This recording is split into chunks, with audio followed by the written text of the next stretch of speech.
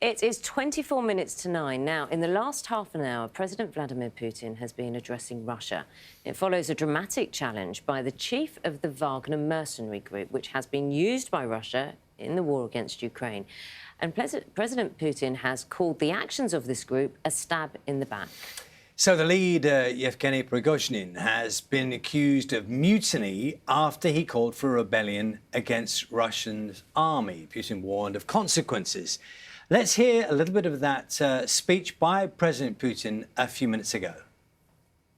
Any internal mutiny. Now, the UK Ministry of Defence gives an regular intelligence update, and that's just come out. And obviously there are countries around the world reacting to what is happening in Russia at this moment in time. And what we understand is that the Wagner Group leader has personnel in a city called Rostov-on-Don, which is on the Russia-Ukraine border.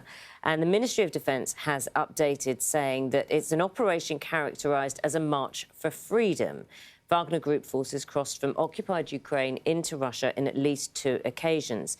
It's described where they're moving, but it's also said that there's limited evidence of fighting between the Wagner Group and Russian security forces, saying that some have likely remained passive. Some of Russia's troops have remained passive, likely acquiescing to Wagner.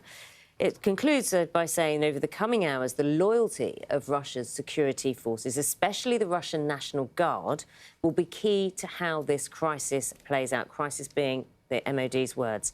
Also saying this represents the most significant challenge to the Russian state in recent times. So a lot of information coming in just this morning. Let's try and piece our way through some of this. This is Natia Seskuria, who's an associate fellow